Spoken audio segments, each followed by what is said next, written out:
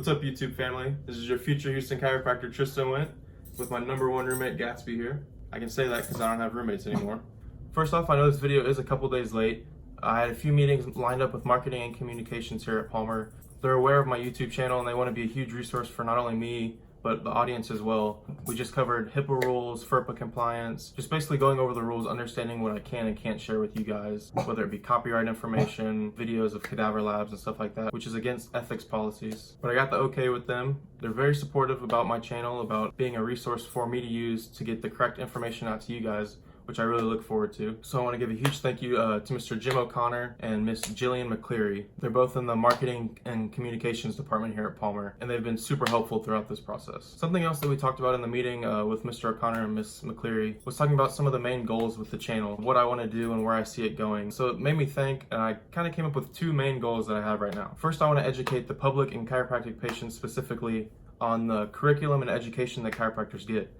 This isn't something that is widely known. It's not a secret, but the information isn't readily available for people. So throughout my 10 trimesters here at Palmer, I'll be discussing not only my schedule, but maybe some specifics in the course as well, just to help you guys understand what we go through as Doctor of Chiropractic students. Secondly, I want to be a resource and almost like an open window for prospective chiropractic students. For myself, I had Dr. Johnson guiding me through it. I had my admissions counselor helping me, Justina. Big shout out to her for all the information she provided. But there's a lot of nuances, little bits and pieces that I learned throughout the admissions process and throughout my first week here that I wasn't aware of coming in.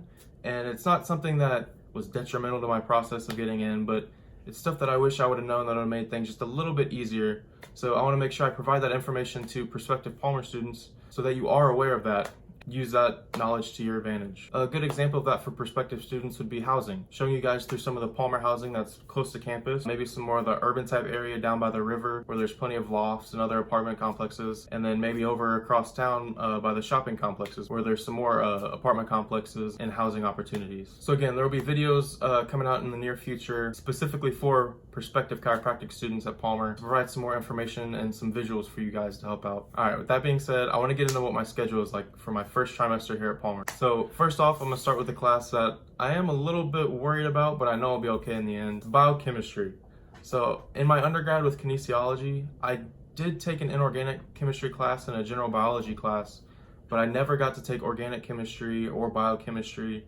So I'm a little unfamiliar with the language used in biochemistry. I've never excelled at molecular classes, meaning classes that focus on specific cells or chemicals and reactions and that kind of stuff. I was always more of an anatomy and physiology kind of person on the gross scale. But Dr. Nightingale is a great professor. She's done a great job introing the class so far, and I know I'll be okay. I'll just have to put in a little bit extra work. Next, we have both cell physiology and physiology 1. Again, cell physiology is going to focus primarily on more of the molecular level of how carbs, sugars, fats all interact, and physiology 1 covering a little bit more superficial areas, meaning bones and muscles and how they work together. So when you think of anatomy and physiology, think anatomy is the structure and physiology is how it all works together. Next, we have embryology, which is the development of the embryo and the fetus, as well as some of the anatomy behind both the male and female reproductive system. And you may ask, why is this important for a chiropractor to go through? Well, you're going to be adjusting potentially pregnant patients, as well as it's good to understand the origin of the development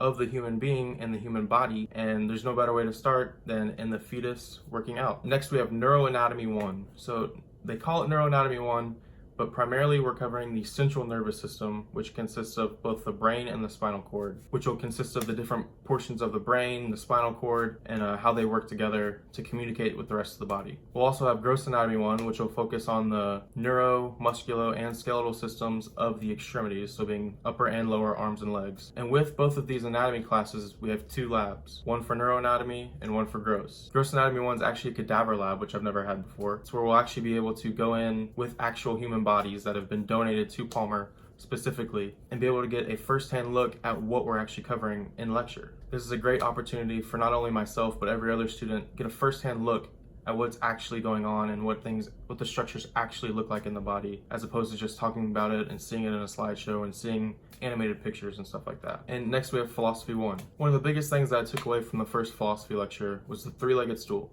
So a stool has to have 3 legs to be supported, right?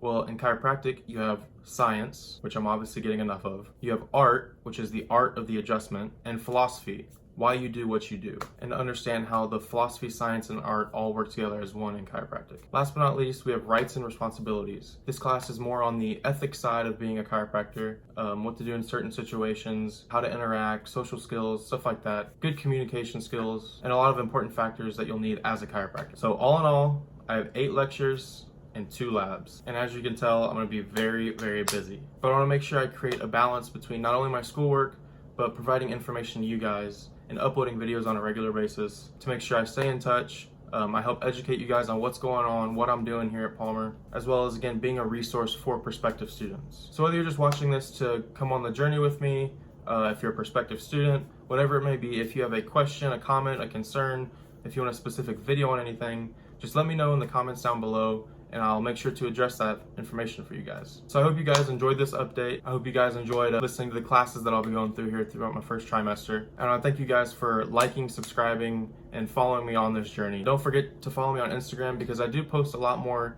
daily information, ergonomic tips, or just food for thought ideas, and more just day-to-day updates. So again, thank you, and I love you guys, and we'll see y'all soon.